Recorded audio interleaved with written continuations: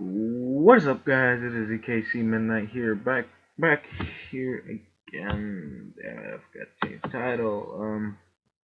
But today I am going to show you the my melee build for Athena. My melee build for Athena.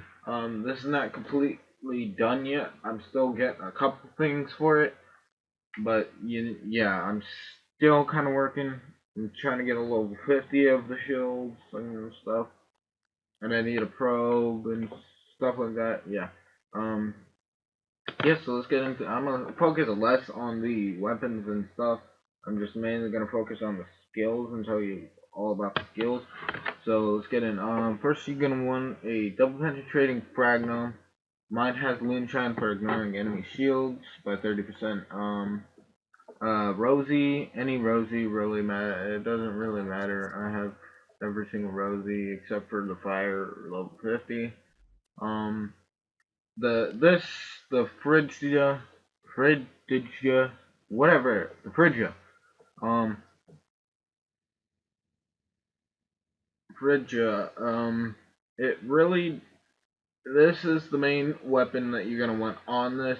It's for being able to have freezing freeze the enemies mainly. All you gotta do is shoot them a few times with this, take down the shield, freeze them, and then melee them. Plus you get that entire bonus from the gun for Kuta Kate or whatever skill.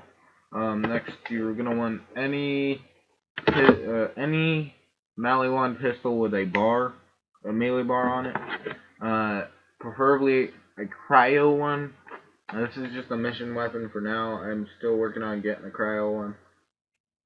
I did find a fire one that does not have a bar, but yeah. Next, you're gonna want the avalanche shield or the shooting star or the big thumper. I prefer the avalanche out of all of them for the cryo nova and the cryo spike damage and all. You can use a prismatic bulwark if you want, but I don't really use that. Next, either the snowball or the longbow stormfront. I'd suggest the snowball for freezing enemies, just in case you run out of ammo with your submachine gun. Next, you want the 3DD1.E class mod, the Eddie class mod, just for the shield capacity. That always helps. Doesn't really help for a melee build, but you know, it's what it is. It is what it is. You're gonna want the Stormfront to train your shields if you need that. Next is a Glorious Blade Master class mod, only blue rarity. I'm looking for a purple rarity one. This gives melee damage and critical hit damage, and then clarity of purpose and gun kata, whatever the fuck it is. So speaking on the skills, if you're going for the melee build, you're gonna want to go down the first set first. So I'm gonna go down that. First skill is the gun kata. Increases gun damage. Additionally, your melee damage is increased for a short duration after shooting an enemy. This with the +5 skill from the class mod, it gives you 100% plus melee damage. That is a shit ton of damage. So yeah, that's one of the ones that you will need. Then we go to this one, increases melee damage and maximum health, clarity of purpose. Melee damage by 55% with the +6. So this is really, really good because it gives you pretty much 155 plus melee damage so far. And then we're gonna skip Omega Senchu and Mercurial. Go to Rend. You will need Rend. Your melee attacks cause enemies to bleed, inflicting damage over time. The damage is increased against higher health targets, and damage also benefits from your melee damage. Bleed duration 12 seconds. Deals up to 100% damage, bonus damage against targets with high health. This is mainly just for skills to come. Yeah.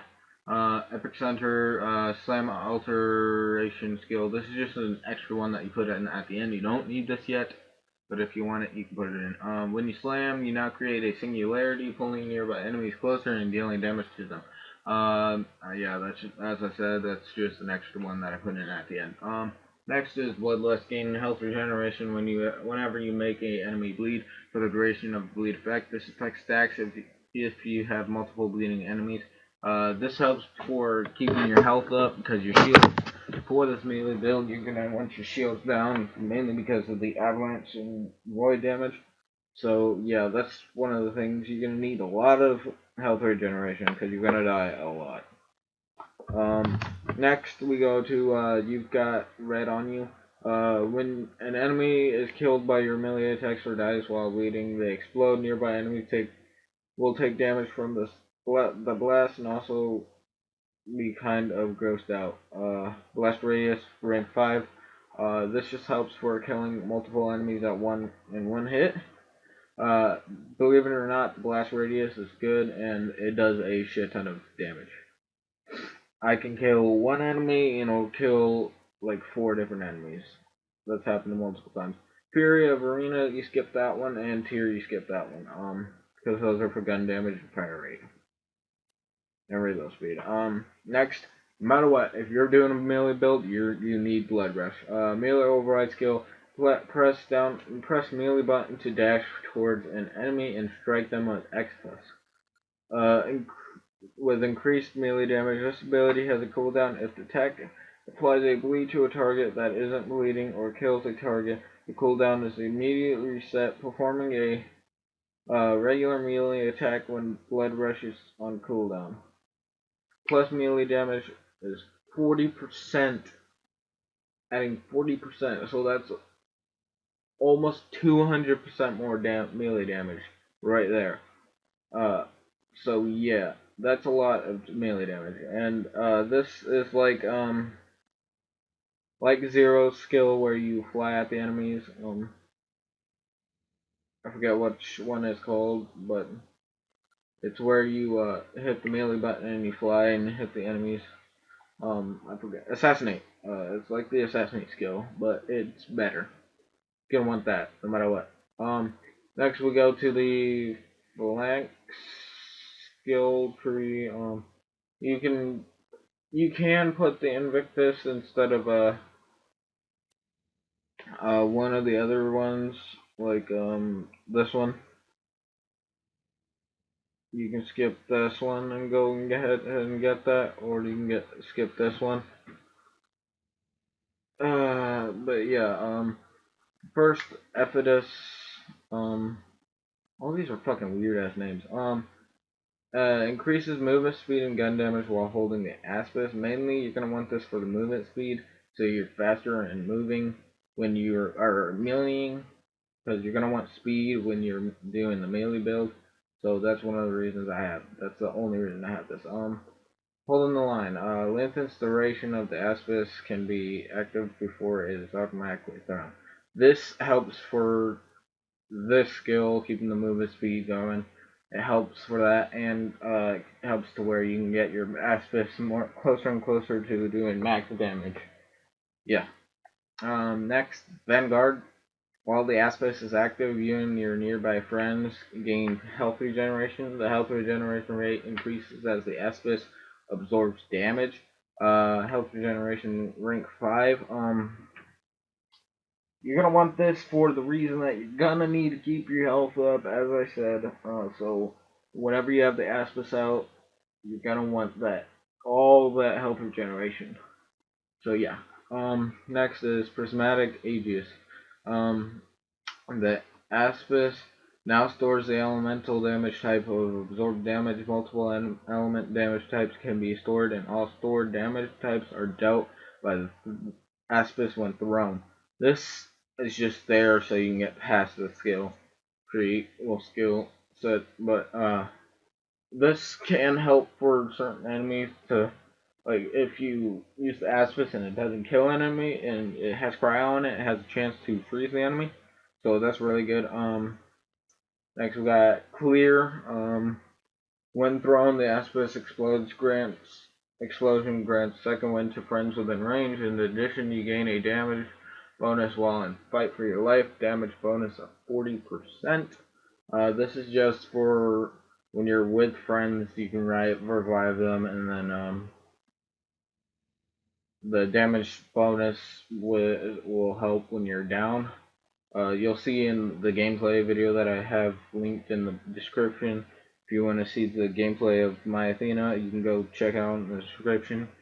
I'm going through Pity's Fall. But yeah, you'll see the damage bonus really will help. You're gonna need Fragnum half the time to be able to get back up.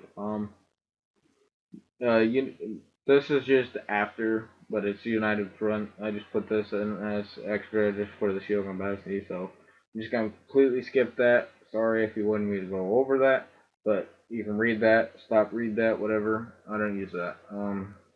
We're gonna skip Prepare for Glory and Stalwart. We're gonna go to Return Fire. When active, the Aspis has a chance to reflect incoming lasers and bullets with while still absorbing their energy. You can change this for one of the other skills, but this is just for just like fucking yeah, just there. I don't know. I just put it there. I guess yeah. Next is Wrath of the Goddess. The aspect will ricochet up to 4 additional enemies, each taking less damage than the last. The aspect will return to you after it hits the final enemy. Aspect damage is reduced by 33% each time it ricochets. This is good for if you want to hit multiple enemies, but you don't have the vital marketeer. This does help for killing people when you go down, because if it throws it at someone and they have higher health than one of the other enemies, it could ricochet off them, hit another enemy that has lower health, and get you a second win. So yeah, that works good. Since I got time, I will go over the skill. United Front, damage absorbed by the Aspis now provides power to your shields, and you and your nearby friends. Also increases your maximum shield capacity. Yeah, mainly I have this for the shield capacity. The converts 5% of absorbed damage into shield power helps too, but I usually mainly just use it for the shield capacity. Not much shield capacity, but it's still some. Next badass rank is now up to 14,125. Yeah, check that out. Yeah, you can't exactly copy that as I've said in most of my videos, but yeah, that's there. Gotta start working on the elemental effect chance and damage. That'll help a lot. Yeah. That's my entire build. It mainly focuses on the avalanche shield, informing you you're gonna want to freeze your enemies. That's why you have freeze weapons. But if you enjoyed the video, give it a like, subscribe, and I will see you guys in the next video.